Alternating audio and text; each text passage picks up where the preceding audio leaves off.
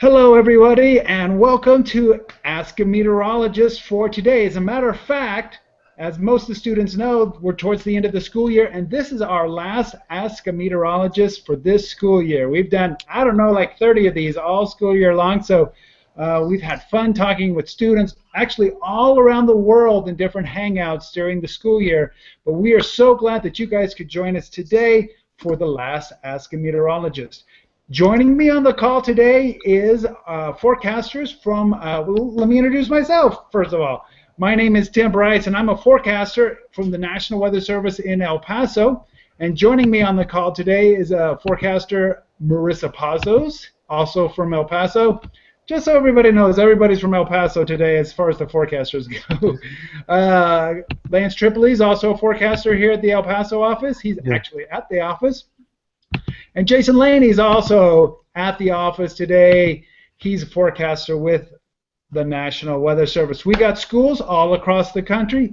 Let me run down the line here real quickly. We've got Miss Teresa's class, and they are in, let me look up my notes here, Oak Grove Elementary in San Antonio. How are you guys doing? Very good. Thanks for waving. We've got Miss Shelley's class here. Shelley's up in Wisconsin. Glad you guys could do that. I see some Packer fans there. Cheeseheads. Here's Miss Melissa's class. They are in Forest City, Iowa. Say hi to everybody there in Iowa, kindergarten class. Finally, we've got Miss Catherine's class. Glad you guys could join us. And Miss Katie is in Enid, Oklahoma. All right, teachers, just so you know, I've got all of you guys muted right now because there tends to be some background noise, so we keep everybody muted. We're going to give a short presentation right now, and then when it is your turn, I will try to turn your mics on. We'll ask your question, and then we'll mute it back, and one or all of us will answer your question. So we are looking forward to an hour long of asking questions, and I look forward to all the students' questions. It's always fun because we never know what the questions are going to be. So I'm going to hand things over to Jason. He's going to give a short presentation on what it is we do and how do we do it. Jason? All right, very good. Well, as he mentioned, we're all meteorologists here with the National Weather Service in El Paso, but we're just part of what's known as the National Weather Service. We cover the entire country here. But since many of you probably have never been to El Paso and don't know where we are, and I've got my windows shut behind me, you can't see it, I thought I would take you on a little tour of what it's like around our office. So I'm going to share my screen with you here, and yes, that's where I'm at. I am located in this building right now along with Mr. Lance. We're working the forecast operations today, and I'll tell you the weather is about as beautiful as you see in this picture. But do you know what you don't see in this picture, everybody? You don't see any grass. That's because we live in the desert. Yes, we're the desert Southwest. So instead of growing grass, we grow lots of rocks around here, and I think they look kind of pretty. But you saw that great big white ball behind the building? That is our Doppler radar, and that's key to what we do around here. Every office has one of these, and this is how we can see the storms. And yes, that's still El Paso. There's still no grass growing there, but a lot of people think that we don't even get thunderstorms, but we do. We just tend to get them in a certain time of the year. But just to show you where we are, here's El Paso. That's the picture of our office we showed you. But see all my red circles and how they're circled around these different locations around the country? That's where you guys are. If you happen to be in San Antonio, well, the Weather Service Forecast Office in Austin has a radar to keep the weather eye out for you. If you happen to be up here in parts of Wisconsin, I know we have an office in Milwaukee. You see their radar up in the corner there. What about our friends in Iowa, just down the road from you in Des Moines? We have an office. Believe me, they've got a radar. It's just not in the picture. And let's see, who else we have? We have students in Oklahoma. Well, my goodness, they have more than one radar in Oklahoma. Norman office is where everything tends to happen. So you see, we're scattered around the country, 122 offices. And inside our offices, this is what it looks like. We're pretty proud of this because we've got a bunch of computers and a bunch of computer monitors. And boy, do we need them, because we look at a bunch of weather data, satellites and computer models, and I'm not going to go into what they do yet because you'll probably ask us some questions about that in a little bit. But since we are meteorologists and we do forecast the weather, I need to show you the weather right now. So look around the country, and this is updated. Would you believe that in northwest Iowa it's warmer than it is in El Paso? In northwest Iowa it's 91 degrees. We're 88 degrees here at our office right now, and both areas have mostly clear skies. By the way, this is a satellite from outer space showing us the clouds, and see these we colored right in the middle? I'm suspicious there's some bad weather there. And sure enough, the radar, remember that big white ball in parts of Missouri is showing some storms, so I zoomed in on them, and wow, our weather forecast offices in southern Missouri are busy today because of big storms, but I think we're going to be busy all over the place from Colorado. See all these areas in red on my weather map? Those are where the worst storms are going to happen today, and where it's green, that's where we think it's going to rain. Now, that's today's weather. Tomorrow, things are going to be moving a little bit, but there's still going to be plenty of weather to talk about, and that's the key. Weather happens around us everywhere, all day, every moment of the day, and there's so much to know about weather, and I know when I was growing up, I had a tremendous amount of questions. So, Mr. Tim, let's get to some of those questions from these youngsters. Very good. So what I'm going to do, teachers, I'm going to just run down the line, and we'll start calling off names, and we'll go down one class, we'll answer the question, and we'll just move right on along. So first up for today's Ask a Meteorologist is Miss Teresa's class. And let me see if I can get you guys unmuted. Go ahead. Who's got a question for us, guys?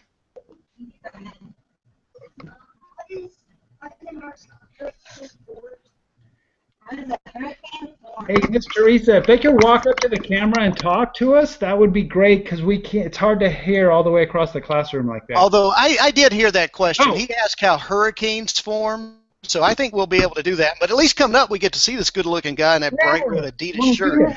Go ahead, ask it again. We'll let you be the star.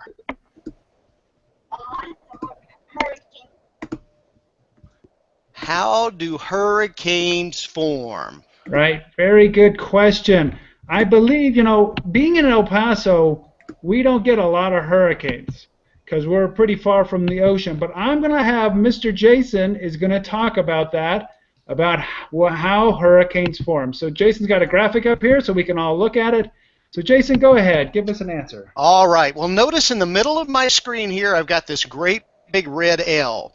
That stands for a lousy storm. No, it doesn't. That stands for low pressure. And you see where that low pressure is? It's over the water. The key to hurricanes have to form over warm ocean waters because they get fed by evaporation. The energy is the evaporating water off the oceans. So whenever the oceans reach about 80 degrees Fahrenheit, that's when these low pressures can form. And when low pressure forms, the air starts racing into it. Notice my red arrows coming from the left and coming from the right. They come together and then they start rising up. And when they rise up, they make these great big clusters of storms. Actually, a hurricane is a large area of many storms all grouped together around the same low pressure. So how do they form? They form over the oceans, they form in the summer, and they form when the waters are warm. Now, Mr. Tim, explain to them about what this thing really looks like after it forms. It's like a big pinwheel. Hey, Mr. Lance, if you reach with your left hand, there should be a pinwheel right around you. See if you can grab that. Let me know when you have it. Oh yeah. So spin that around for the kids. So that's what a hurricane looks like. It spins around like a big pinwheel, and those little arms on the pinwheel, those are hundreds and hundreds of thunderstorms, and they are all spinning around. They don't spin around as quickly as like a pinwheel does, but they do spin around, and that's what's moving inland. Here's a graphic of what a hurricane looks like. You've got these rain bands. Those are the arms of the hurricane, or the pinwheel. Then as you get closer in, you've got that eye wall. That's where you've got your strongest winds, your heaviest rains. And then, like Mr. Jason said, right in the middle of it's that big area of low pressure that gives you that lousy weather. But believe it or not, right in the very center of what we call the eye of a hurricane, it's not an eye like you and I have. It doesn't help the hurricane to see, but it does. It's right in the middle of the hurricane, and the winds are calm, and the sky is kind of clear. But on either side of it, all the way around of it, it's a raging storm. You've got the strongest winds and the heaviest rains right in the middle, right around the eye wall, and the hurricanes. Now, hurricanes do form all across the world, as a matter of fact. We call them hurricanes, but over by Japan, they call them typhoons. Over by India, they call them cyclones. And even off the coast of Australia, they call them willy willies. What a silly name for such a scary storm. So we do get hurricanes all across the country. We give them different names, but that is how they form. They have to, like Mr. said, they have to form on that warm ocean water. That's where it gets its fuel and its energy. All right, let's go over to Miss Shelley's class in Wisconsin. Let me unmute you guys here. All right, go ahead. All right, Jack Butler. Okay, Jack. I got. There you go. Now talk. How high can the winds get in a hurricane? How strong can the winds get in a hurricane? Well, Miss Marissa, how do we measure hurricane winds? So we measure hurricane winds with a scale that Mr. Jason actually has on his screen, and it is called, gosh, I don't remember what it's called. Saffir-Simpson. Yeah, thank you, Saffir-Simpson scale. I was thinking of EF, and it goes from I was like, what am I saying? It goes from different categories. So like you can see on Mr. Jason's screen, I think it's up there, it has categories 1 through 5, and these categories tell us how strong the hurricanes are. We start from category 1 all the way to 5. The strongest one can have up to 155 miles an hour of wind. I mean, I don't even know what that's like. I've never even experienced that. That's got to be some crazy strong winds.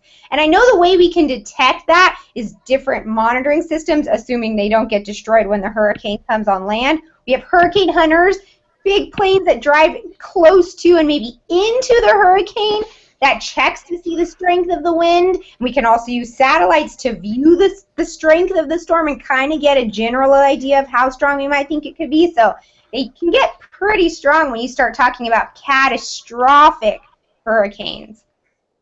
Very true. So the winds can be up to even greater than 155 miles an hour. Right. And then Mr. Jason has a nice graphic here. Explain this graphic, Jason. All right. Well, a lot of times we think about hurricanes and how strong they are because of how much wind they produce, and that's really how we measure them on that scale. But a lot of people wonder, what is the biggest that one could ever get? What is the smallest as one could ever get? So I've got the records here. Would you believe that back in 1979, there was a typhoon? Remember, we call them different names in different parts of the world, off the coast of Japan that was called Typhoon Tip. That was the largest one ever. That thing was 1,200 miles from one side to another, on top of the Western United. Nope. Did he drop out, Ms. Marissa? Was back in 2008. That was Hurricane Ike, and that one was 900 miles across. But sometimes, even though they may not cover a lot of territory, they can still be big. The smallest ever was Tropical Storm Marco. That one was 10 miles across back in 2008. So how about that? You've got some crazy different things going on. So we can measure these things based on how much territory they cover. That means they can do a lot of damage in many different places and how strong the wind is. Mr. Tim, what do I call a hurricane? The greatest storm on Earth. All right, perfect. And that's the amazing thing. It's not made up. It's not just one storm. It's actually hundreds and hundreds of hurricanes. So very good question. All right, let's go to Miss Melissa's class in Iowa. Let me find your Ms. Taft's class. Okay, go ahead. Our question is, how do you know when a storm is coming? Great question. How do you know when a storm is coming? Mr. Lance, what are some of the tools that we use to... Oh, I see Mr. Joe's joined us. He's in the background there. So, Lance, what are some of the tools that we use to help us track thunderstorms and maybe even hurricanes? Well, we use tools like satellite, like radar, and things like that. And I can show you that. I got it. Mr. Jason has a great picture of what one of our Doppler weather radars looks like. That's excellent. Yeah, so the radar is like X-ray vision. It lets you look inside the thunderstorms. And oh, Mr. Jason's got another great picture. He's on top of it today. Seriously. So the radar is like X-ray vision of those thunderstorms. It lets you see how much is it raining, is it hail, is it snow, which way the winds are going. It's just a very powerful tool. And then like Mr. Lance also mentioned, we have satellites, and they're like cameras up in space, and they take pictures up in space, and we're able to glue those pictures together to make a movie, and we're able to track which way the clouds are moving. So we use satellites, we use radars. Let's see, Mr. Jason's got a nice picture of a satellite in space, and it's always looking down, and it takes pictures of the Earth and all the clouds, and like I said, when we put them all together, we end up with a great looking movie, and we can see which direction those clouds are moving. Are they getting stronger, or are they getting weaker? So, very good question. All right, let's go over to our friends, Miss Katie's class here in Enid, Oklahoma. So let me find the mute button here. Oh, there it is. Did I get it? No. Try again. Okay. How do tornadoes die? How do tornadoes die? I heard tomatoes. I was like, I have no idea. A tomato dies when you cut it and put it in a salad. I was so confused. No. The question is, how do tornadoes die? So the funny thing is that I watched a tornado yesterday not too far from Enid, up in Woodward, Oklahoma. They had some tornado storm chasers, and actually regular people. I was watching live on the air as they were tracking a tornado. And there's several ways that a tornado forms, and you always need all the right ingredients to have a tornado. Basically, you need certain winds from a certain direction at the Earth's surface. You need stronger winds up above it at a higher level, and that kind of puts a little spin in the atmosphere. And you can kind of see on the graphic here, as that atmosphere starts to spin, it can be drawn up into a thunderstorm. Now, we've all seen when we've been watching the Olympics, the ice skaters, when the ice skater puts her arms out, she spins real slow. Look at Miss Marissa, she's spinning around. And then as she brings in her arm, she spins faster and faster and faster. Same thing happens in a thunderstorm that's the right kind. We call them supercells. That circulation inside the thunderstorm tightens up, and eventually out the bottom of the thunderstorm comes a tornado. Now, your question was, how do tornadoes die? And what happens is that the parent thunderstorm, eventually that tightened circulation just kind of wraps up, in the environment that caused the tornado kind of gets too cold, there's not enough moisture, and so what happens is that the tornado weakens. But many times, as that tornado weakens, another one is able to form. And is this last night's tornado, Mr. Jason? No. This is just the life cycle from funnel to touchdown to eventually filling the low pressure. Perfect. It looks actually a lot like the Woodward tornado last night. So, but you can see in the upper left-hand corner, it kind of pokes its little finger out of the cloud, and then to the right, the little finger just touches the ground, and then it gets a little thicker, and then finally there on the center right, that's when it's probably its strongest. Even though it doesn't look like that funnel cloud is all the way down to the ground, believe me, you can see all the dust and debris coming up off of the ground. Eventually it weakens, and it starts to lift up, and it starts to fall apart. So you can see the life cycle as it goes. Now, it's not uncommon many times for a tornado, once it weakens, like I said, that thunderstorm, another thunderstorm pops up, and because the environment was good to form one tornado, it forms another one in another thunderstorm just a little ways away. So that's why you can actually have many tornadoes on the same day, because all the ingredients are right there. Some days you only get one, some days you get dozens of tornadoes. So very good question. Most of the time they don't last very long, just a few minutes, but the really strong ones do last for up to several hours and travel. Actually, they can travel hundreds of miles. So very good question. All right, so let's go back to Ms. Teresa's class. And Ms. Brown's class.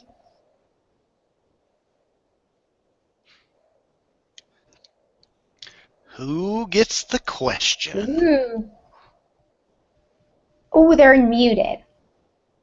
Oh, we can't hear her. Let's try to unmute her. Can someone unmute that mic for her so we can hear her? Mr. Tim is frozen on us, so he's not going to be there. Okay, so Miss Teresa, if you're in the classroom, can you come up to the screen? Oh, I think I heard something. Yeah, you want to? Okay, I hear you now. You're good to go. Okay. One more time. What is the most important tool that you all use? Ooh, what is the most important tool, Mr. Jason, that we use? Gosh, that's a tough question because we use a lot of tools like you saw earlier. I think since we're kind of in the game of protecting life and property, that's what we do. I would say the most important tool, I think, is the radar. What do you think, Mr. Jason? Yeah, I believe the radar would be one of the most important tools, but we have lots of different tools for measuring the weather. Mr. Lance, I put up an image here on my screen. I don't know if everybody can see it because Mr. Tim went away, but can you tell them about some of the different weather instruments? List them for us, like the thermometers and all of those. Mr. Lance, you're muted.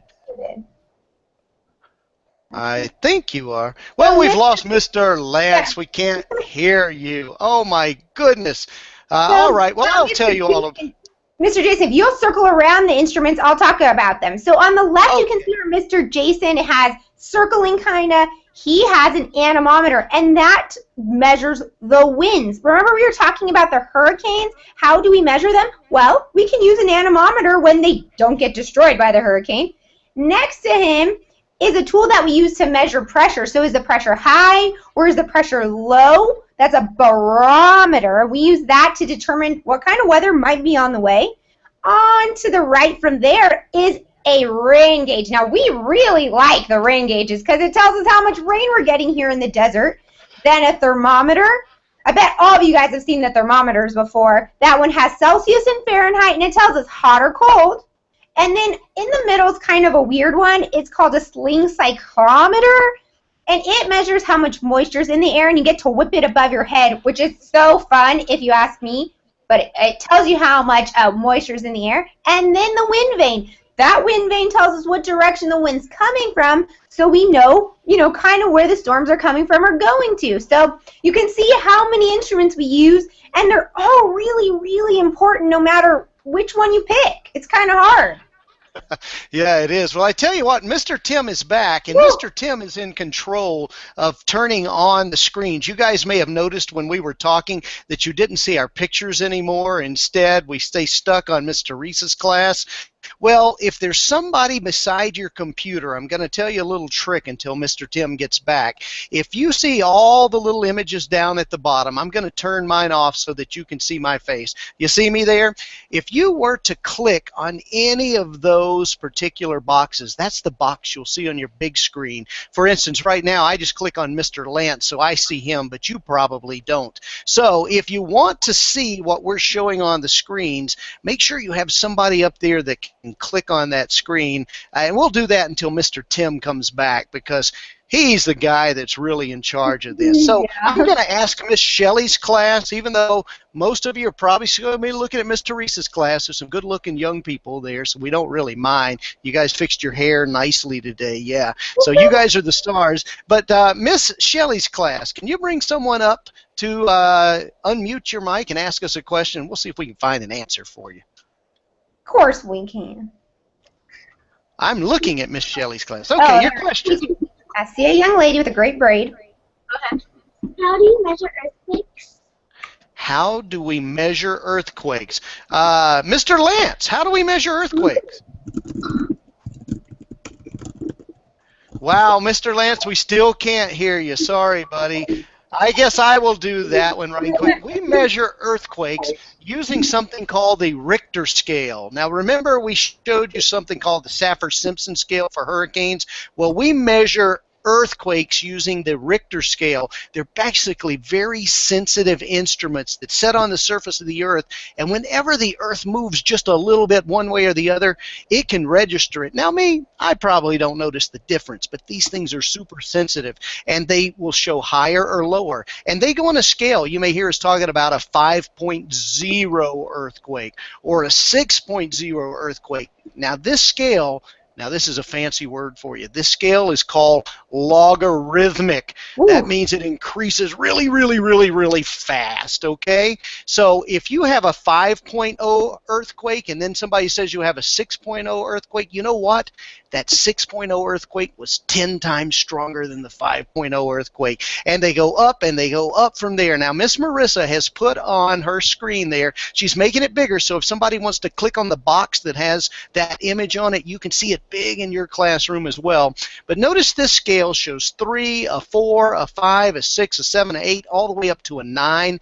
The bigger the number, the bigger the earthquake. And there's several examples down here. And some of these have happened recently since you guys have been born. One of the big ones you probably heard about was on an island nation down in the Caribbean called Haiti back in 2010. That was a 7.0, and it did a lot of damage. They're still rebuilding there. So how do we measure them? We measure them with super sensitive instruments and using something known as the Richter scale. That's a great, great question. All right, I'm looking at Miss Melissa's class now. I see a young lady with a purple Hello Kitty shirt, and I see Miss Melissa bringing up Batman for a question. Your question. Let's make sure he's unmuted. Better be a good one, Batman. Okay, our question is, what was the strongest tornado? Ooh. Wow. The strongest tornado. You know what? I may have an answer for you. I'm going to go ahead and mute back Miss Melissa's class so we don't get the feedback there. This question was asked a little earlier about what the strongest tornado was, and believe it or not, it's been pretty recent. So I'm going to go ahead and share my screen, and you may have to click on it. You'll see it there, an image of this coming up, and it happened in Oklahoma City, the largest one on record. It was 2.6 miles wide. Now, I can't tell you that this one had the strongest winds because the way that we measure the winds with these things are based on damage after the fact. However, it's estimated that the winds were over 300 miles per hour with this. So that was the biggest one. It happened just about 3 years ago. That's west of Oklahoma City. Prior to that, it was one in Hallam, Nebraska. And the largest one in Texas, by the way, about 2 miles in Edmonston, but that was way back in 1968. I want to show you that El Reno tornado while we're looking at it. This is what that thing looked like, over 2.5 miles wide. So that's kind of the largest we have. Now, Mr. Tim, it looks like you're back with us. Do you think you can take control and start sharing screens again? I do. Actually, your screen is shared right now. Perfect. Thank you, sir. Well, we just finished Miss Melissa's class. We're ready to go to Miss Catherine's. Very good. All righty. Well, I apologize. For whatever reason, my internet went out, but I'm back. And let's go over to Miss Lasser's class here. And let's see if I can click on the correct button here. I can never find it quickly. Wait. Okay, go ahead. How does a rainbow form when the rain stops? What a great question. You know what I love about rainbows is that it's a mixture of two things that you have to get a rainbow. Miss Marissa, what do rainbows form? How do rainbows form? Well, Mr. Tim's right. You need rain and you need the sun. I just put up a graphic. I don't know if it's up there. Let me see. Oh, yep, there it is. So actually, the cool thing about rainbows is you need the sun behind you so that it can shine through the raindrops or the moisture in the air, and then your eyes can see the colors that are being dispersed or sent into your eyes of the rainbow. So you can see in this picture that a young man who looks a little tired, I don't know why he's so tired, has the sun behind him, the sun's shining through all the raindrops there in the sky, and the light is being refracted and then or broken up through the raindrops, and then sent back into his eyes so that he can see all the cool colors. Yeah, I don't think a lot of people realize that the sunlight that we see is actually made up of the rainbow. Some of you guys may have heard of Roy G. Biv. It's red, orange, yellow, blue, indigo, violet. That yellow sun that we see is actually made up of all the colors of the rainbow. And like Miss Marissa said, it goes through those raindrops, it gets spread out, and it comes back to us as all those colors come at our eyes. The one thing I like about rainbows is that since it's dependent on where you are standing, every rainbow is unique. Nobody sees exactly the same rainbow. Even if they're standing right next to you, they see a slightly different colors and slightly different rainbow. So it's always cool. I always love rainbows. They are so beautiful. We had one in El Paso just, I guess, a week ago, the last time it rained. And it was actually kind of weird and different. It was very low to the ground as opposed to a nice, beautiful arc. So rainbows do come in different kind of shapes as far as the arc goes. Depends on that sun, where it is behind you. That rain's got to be in front of you. So you're always having the sun behind you and the rain is in front of you. So perfect. I love rainbows. It's great answer there, Miss Marissa. Thanks. All right, so let's go back to Miss Brown's class. La, la, la, la. Oh, there it is. Okay, go ahead. Quick question. Okay, right there. Okay. Have you ever seen a tornado on your radar?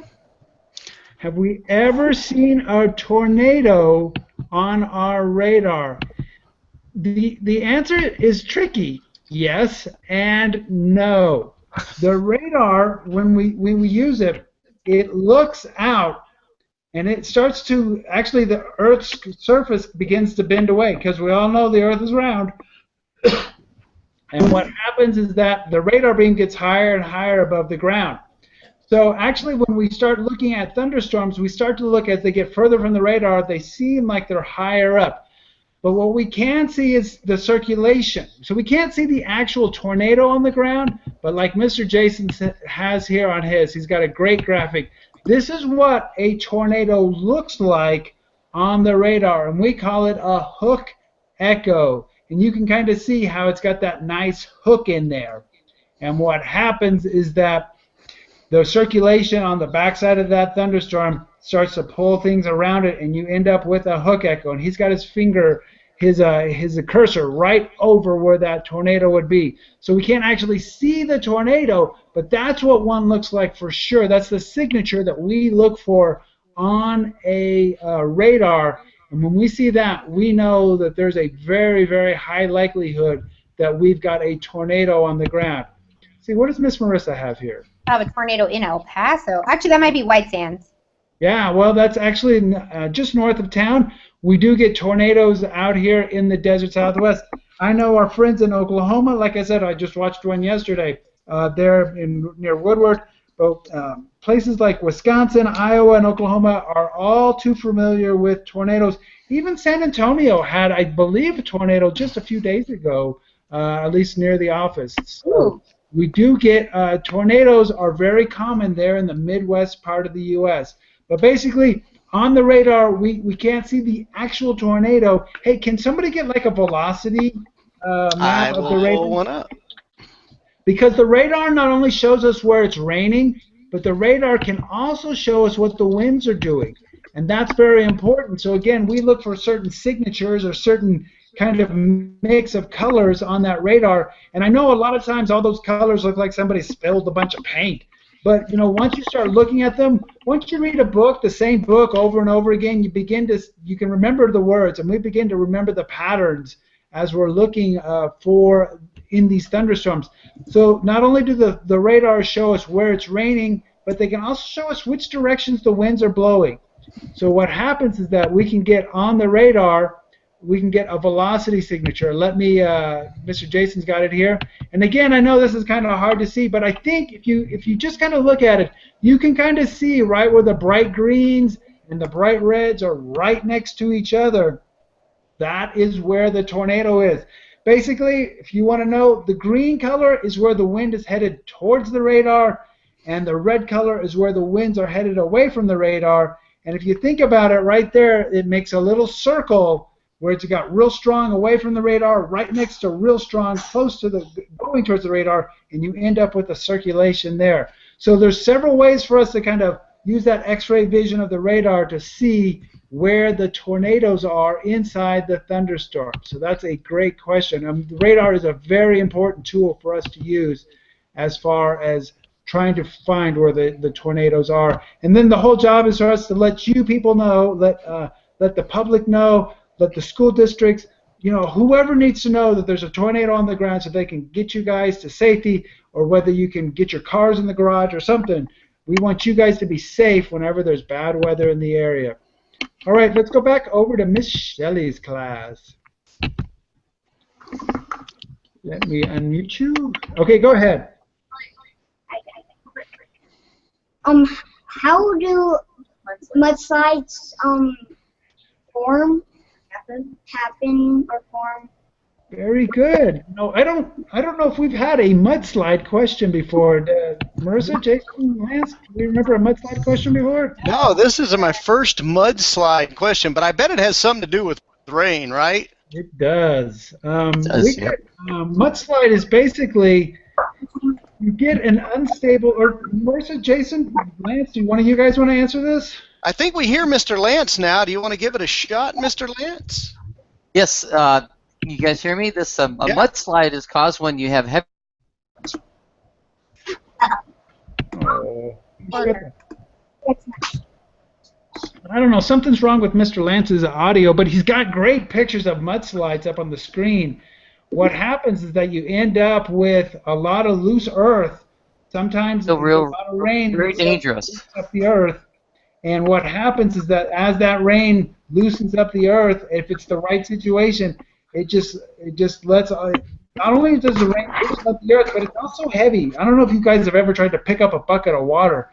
1 gallon of water weighs like 8 pounds. So if you start to soak that water into the ground, it makes the earth very heavy. And if it's on the side of a hill and it's kind of loose, you can get a definite mudslide. It doesn't happen very often, but Mr. Jason has one where it was a mudslide that unfortunately went into a neighborhood. But you can just see how part of the hillside there just let go. Now, a lot of times, the vegetation, the trees and the bushes and the grass, they kind of hold that dirt in place.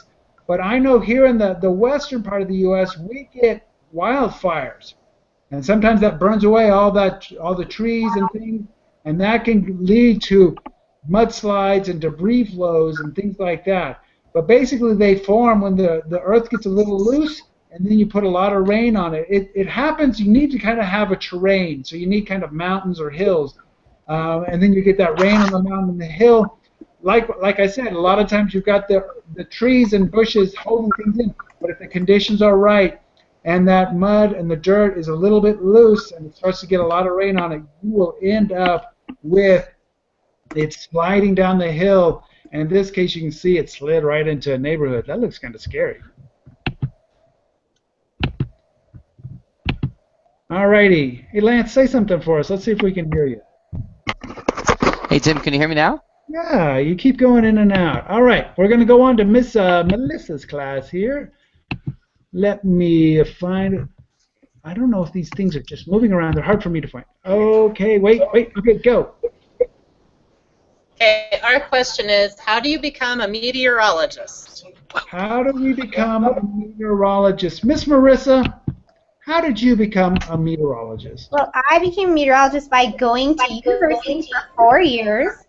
So I studied math and science and physics, and then after those 4 years, I graduated, and I went into the National Weather Service and became a meteorologist. So basically, you go to school for 4 years after high school. So you guys there in Miss Taft's class, you guys are in kinder. You got a little time before you get to high school. But after high school comes college, and it's a 4-year degree in college. Hey, Mr. Lance, where did you go to college? I went to college at the University of Arizona in Southern Arizona, in Tucson, Arizona. Very good. And did you go to school to become a meteorologist, or did you go to school to be something else and decided to change to be a meteorologist? No, I went to school to become a meteorologist. I became interested in meteorology when I was about 9, and it was just a lot of fun every day. You come to work and it's like being a detective. Every day is something new, and that's also really the same thing when I went to school there. I learned something new every day, and and it was just a lot of fun learning how weather works and how big and powerful these storms are, how they move, and just how tornadoes form, and just how awesome weather really is, even if it's not a stormy day. Very true. Hey, Mr. Jason, where did you go to school? I went to school in Louisiana, down in Monroe, Louisiana. We were called the University of Louisiana Monroe. Now, something cool about me, guys, I work for the National Weather Service now. I've been here about 6 years, but for 22 years, I was on television. I was one of those television weather guys, but then somebody said I was too ugly to stay on television, so I went to work for the Weather Service. Not true. For me, I went to the school. I went to meteorology school in the University of Missouri at Columbia. And I don't think Marissa got to tell her story, but she and I have very similar stories. We went to school to be broadcast journalists, like the people that read the news on the air. And we decided after we did that for a little while, that wasn't for us. And that's one of the neat things. When you go to college, you get to try out different things. We went to school to start to do one thing and said, that's not really right for us. And we tried something else. And for me, I took basic meteorology in I think it was my 3rd year of college, and I loved it. And I was in school for 7 years, so I have a degree in journalism and a degree in atmospheric science. But most people can go to school for 4 years in college and get a degree in meteorology, and then they can come work at the Weather Service. Very good question. All right, let's go back over to Miss Katie Lassiter. And we're unmuted. Go. How many different kinds of tornadoes are there? How many different types of tornadoes are there? Good question. Does anybody want to answer that question? I can answer that one. I don't have an image for it right now. It's in another presentation. But basically, Mr. Tim, we have 2 types of tornadoes, okay? We like to talk about tornadoes that start in the cloud and come down to the ground. Those are the classic ones, and those are the ones that you see on the news a lot. We call those mesocyclone or mesotornadoes. It starts because the storm is beginning to spin, and Mr. Tim talked about this earlier with the figure skater pulling her arms in, and that rotation comes to the ground. But there's another type of tornado called a landspout tornado. And landspouts, instead of starting in the cloud and coming to the ground, they actually start at the ground and go up to the cloud. Would you believe that? And believe it or not, that's what most of the tornadoes here in this part of the country where we are in El Paso are. So 2 types of tornadoes. Mesotornado comes from the cloud, goes to the ground, or landspout comes from the ground, it goes to the cloud. Now there's a cousin to the landspout. It's called a waterspout, and that one happens over, you guessed it, the water out over the oceans, but they're kind of the same thing. So one spins down, one spins up. Did you guys know that? Very true. And I think most of us have all seen the cousin of the landspout and the tornado, and that's called the dust devil. And you get those, but like Mr. Jason said, a lot of times the tornado starts in the cloud and goes down to the ground, or the landspout, it starts at the ground and works its way up to the cloud. But for a dust devil to get one of those, usually you don't have any clouds at all. So you end up, usually to get the conditions right for a dust devil, you end up with sunny, warm days. And we've all seen that. You've been out on the playground and all of a sudden it starts blowing around and you go and it's kicking up the dust. And I think Mr. Lance has a very great picture of a dust devil. Very tall one there. So that's a great picture of a dust devil. And but we've all seen those. And they can cause, they don't usually cause any problems. They just kick the dust up. But every once in a while, I think we do get some really strong winds. All right, so let's see. I think Miss Brown dropped out. I think she just jumped back in. So let me, just in time to answer a question. Or ask a question. Okay, go ahead, Miss Brown's class.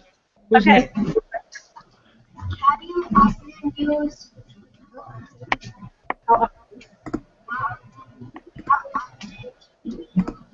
Ooh, it's getting hard to hear you guys there.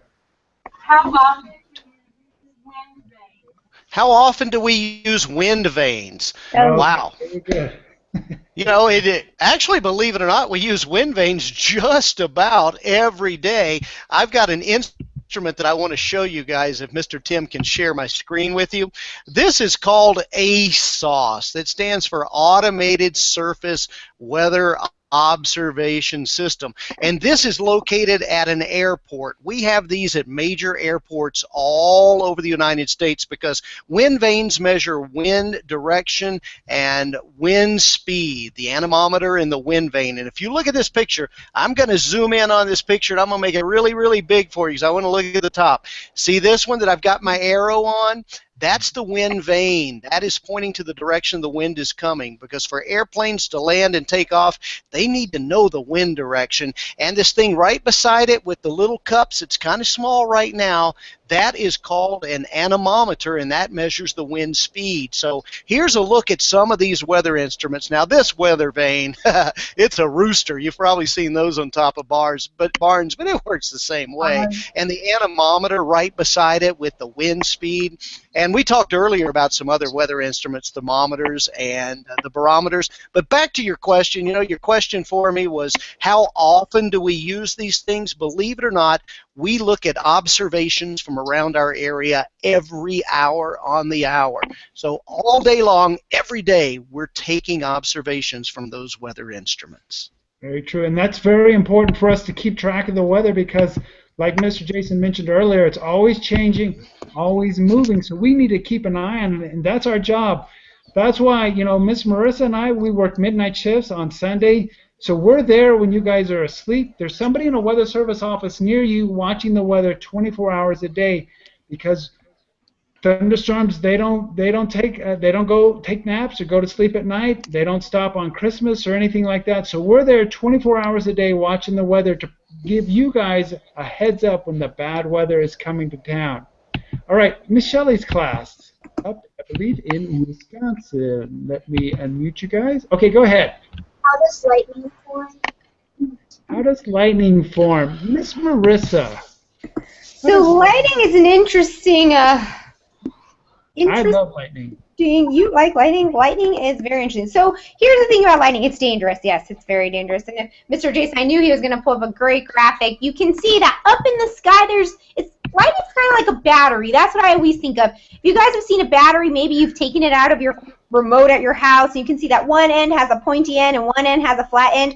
Well, each end has a charge, either positive or negative, like Mr. Jason is circling right now. And that's exactly what happens with lightning. In the cloud, there's positive and negative charges, and on the ground, there's positive charges, and all those charges, the pluses and the minuses, they want to get together and be friends. So a lot of the times, you have the negative charge in the cloud, it'll shoot down and try and find a positive charge on the ground, just like Mr. Jason showed us. So yeah, you have all these air currents moving in the cloud, moving the air, causing it friction, and then you have the positive charges and the negative charges coming together to make one big lightning stroke. And I can see Mr. Jason's eyes. I know exactly what he's thinking right now. I want to show you guys my favorite lightning video ever. It's super duper slow motion of lightning. And what's going to happen is just like okay, you guys seeing this? When Mr. Jason presses, we're going to see it start. It is so cool, you guys. It's so cool. Okay, so you see nothing's going on. There's currents in the sky. Now the lightning is, the negative charges are trying to find the positive charges on the ground. They're stretching and stretching and searching. Where are they? Where are they? Where are they? And as soon as those negative charges reach the ground, it's going to happen. I swear it's going to happen. They find the positive and they make lightning. Isn't that so cool, you guys? It's so cool. I just love it. So that's exactly how lightning is formed. Positive and negative charges trying to make one big lightning stroke. Oh, it's so cool. And Miss Marissa, what do we say to keep people safe from thunderstorms? When thunder roars, go indoors? That's exactly right. When thunder roars, go indoors. So I want people, if you hear thunder, that means the lightning can get you, and I don't want you to get hurt. So go inside if you ever hear thunder, because usually it rolls on by pretty quickly after that. Yeah. So very good question there. All right, let's go to Miss Melissa's class. It's Taft's class there in Iowa. Sure. How does the Earth moving change our weather?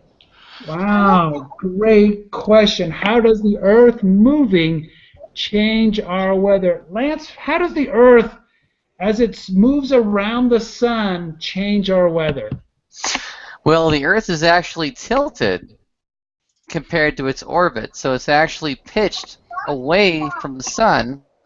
And so when the Earth is around the sun at a certain point in its orbit, we're facing the sun. And when it's about a half a year later, when it's on the other side of the sun, the Earth is actually where you are is pointed away from the sun, so you're going to be a little cooler. So that affects your weather. That affects how far the winter storms come down. That affects if it's going to snow where you're at sometimes. It's going to be hot or cold for long periods.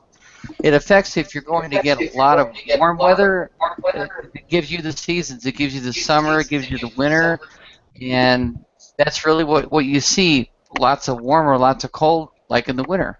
So basically, depends on, I think we've all been like around a fire. If you lean if you lean towards the fire and get closer, you can really feel that heat. Whereas if you lean away from the fire, it doesn't feel as hot. Well, the same thing like Mr. Lance was saying, the Earth actually is kind of leaned over, and for part of the year, the northern or the top part of the Earth is leaning towards the sun, and that's what we call summer. But did you guys know that when it's summer in the northern part of the Earth, it's actually winter in the southern part? So as we go into summer, we're all headed into summer because it's the end of May now, and it's getting warmer and warmer. That places like in South America, Australia, New Zealand, they are getting colder and colder because they are going into winter. And then, like Mr. Lance said, half a year from now, you will end up now with the top part of the Earth leaned away from the sun, and the bottom part of the Earth is leaned towards the sun. And that gives them the summer, and we are winter. It's the same thing as if you lean towards that fire or a heater, or you lean away from it. You can really tell a difference. It's just depending on which way the Earth is leaning, and that helps determine our season. Very good question. Let's see. Let's go over to Miss Katie's class. And you guys get to hear Mr. Tim singing at the same time. True. Sorry. Go ahead. How do we get hail? Ooh, I love hail. You know, I keep saying that I love rainbows and I love thunderstorms. I love hail. You know what? I just love weather in general. It's pretty cool because it's like big ice balls from the sky. And usually most of the hail that we see, and Miss Marissa, see if you can find some big honking giant. But basically, think of a thunderstorm like a juggler. And inside the thunderstorm, we've already talked about how inside the thunderstorm you've got winds moving up, winds moving down, winds moving left and right. Inside the thunderstorm, you've got winds moving up. And think of a thunderstorm, like I said, like a juggler. And it's got a little raindrop, and it takes it up high into the thunderstorm where it's cold, and it gets kind of frozen. And then it comes down, and maybe some other raindrops clunk onto it, maybe some snowflakes. And then it goes back up, and it gets frozen harder again, and it keeps going around in a circle and a circle. And as long as the winds are strong inside the thunderstorm, it can keep that ball of ice going up and down, and getting more stuff glued to it. And once it gets big enough and gets enough ice and stuff on it, the wind can't keep it. That juggler just can't, like juggling a bowling ball. Eventually it gets tired, and that big piece of ice falls out of the sky. Now the good news is, most of the time, the hail that we see is pretty small. It's like pea-sized hail. It's not too big. You guys like to eat peas for dinner? Yeah. I don't. But you know what? Every once in a while, like we were saying, you'll get those real strong thunderstorms with real strong winds, and you'll end up with what we call giant hail. Sometimes it's the size of golf balls. Sometimes it's the size of baseballs. And Miss Marissa's got some giant hail that has fallen. And then Mr. Jason, I think, has got the largest hailstorm ever recorded.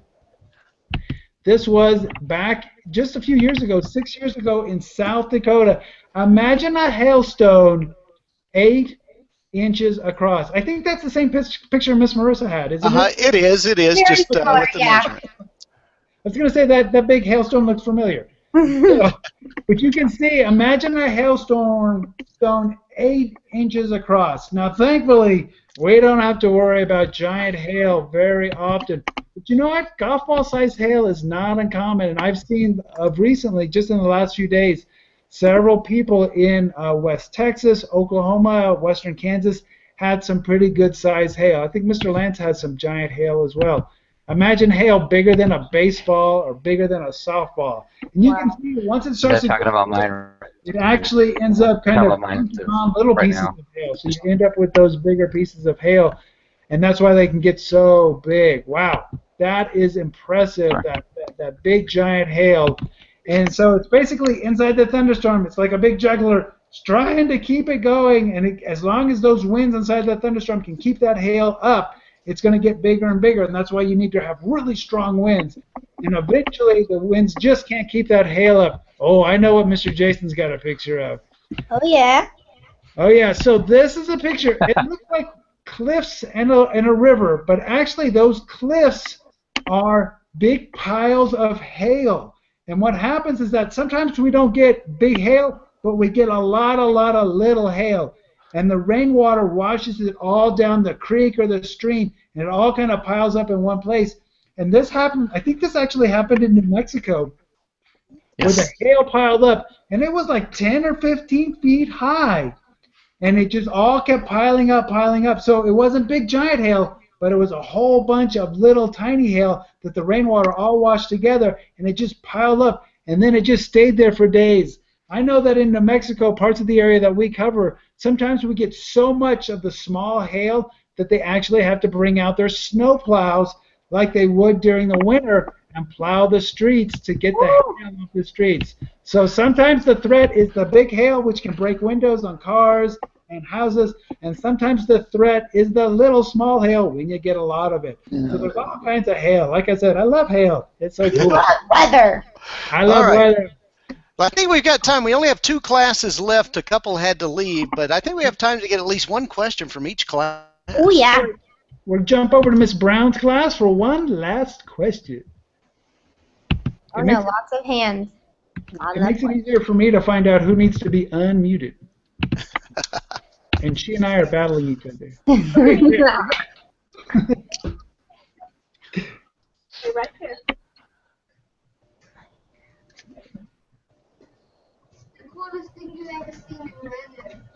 The coolest thing we've ever seen in the weather. Let's just go down the list. Let's start with Mr. Lance. Mr. Lance, what is the coolest weather thing you have ever seen? I think the coolest weather thing I've ever seen is a really, really big storm that I saw south of Biloxi, Mississippi. It was a supercell, and it kept throwing out large lightning bolts from the anvil, one after the other. It was a very impressive storm, and it just stayed very strong, and it was very tall, and it was right as the sun was setting, so it made it look beautiful with like a pink top, and we call it like an anvil where the top spreads out. And it was took lots of pictures of it, and it was just amazing to watch. That was a long time ago, but I'll never forget it. Wow, the coolest thing I've ever seen is that guy who's sitting behind you in the blue shirt. He is one of our lead forecasters here at our office. His name is Mr. Joe, everybody. He can't hear us, so he doesn't know I'm talking about him, but we just want you to know that he's been making the forecast for El Paso today, and he stopped in to see the students. Miss Marissa, what's your coolest thing you've ever seen? Ooh, the cool thing. So Mr. Tim kind of touched on it earlier. Well, wildfires can be created by weather, and this one time I was in Florida, southern Florida, and some lightning struck an open area and started this huge wildfire, and I was actually driving through the wildfire trying to get to shelter because of a huge lightning storm that had caused a wildfire during the dry season in Florida. So that's probably the coolest thing I've ever seen weather-wise. Dangerous. Very dangerous. Wow. Cool. Wow, Mr. that is Tim? I'm trying to get a picture of it here so I can show everybody. Woo! Just recently, let me show you. We live in the desert, and a lot of people think we don't get much snow in the desert. But guess what? This year, in December, El Paso got like 10 inches of snow. Let me show you my screen here. And this is what my backyard looked like. That's 10 to 12 inches of snow in my backyard. That's pretty cool for El Paso. We don't impressive. get heavy snow like that very often. So, you know, I've been forecasting in El Paso over 22 years, And basically, I've seen a lot. We've had flooding in El Paso. With social media these days, you can see all the tornado pictures. You can see dust storms. You can see big hail. You can see hurricanes. Now, luckily, the United States has been very blessed of late. We haven't had a lot of landfalling hurricanes. But basically, there's all kinds of weather. What you got there, Mr. Jason? I've got the coolest thing I've ever seen, and I never saw it until I moved to the desert. It's a big wall of dirt blowing in the sky called a haboob, and I've got video of this. This was actually a family in Arizona right next to us here in New Mexico, and yeah, you can hear what he's saying there. They are getting ready to drive into this thing. Can you imagine how dangerous that is to drive into that? Because we don't get a lot of rain around here. Many times our thunderstorms produce wind but no rain. And the wind kicks up that dirt and we get these large walls of dirt coming in. Again, the word we use for this is haboob. And believe it or not, if it were to start raining in the middle of this, it would rain mud. So this, my friends, is very dangerous. This guy shouldn't be driving into it, but this is the coolest thing I have ever seen in weather. Watch how quickly it goes from bright sunlight to he's got to turn on the lights. He can't see anything. Nope. I think a lot of kids have seen like fog, but this would be dust that is as bad or worse than a lot of fogs. See, look at that. He can't see anything. That is amazing. Amazing. But that's the neat thing about weather is that there are so many amazing things. And I know we've only got one class left. I want to thank everybody for joining us today. Miss Brown's class, you guys are there wrapping up your school day there in San Antonio. I want to thank you all. I want to thank Miss Marissa. I want to thank, let's see, let me show her real quick. I want to thank Mr. Lance for joining us. He did a great job. And finally, Mr. Jason, thank you for joining us. Thanks to all the classes who joined us. I know Miss Brown's class, she's gone. You're gone. Okay, well, I'm glad she was able to join us too. Well, very good. And thank you all. Thank you guys for doing the end of the year hangout. So let me end the broadcast here, and we'll talk to you guys later.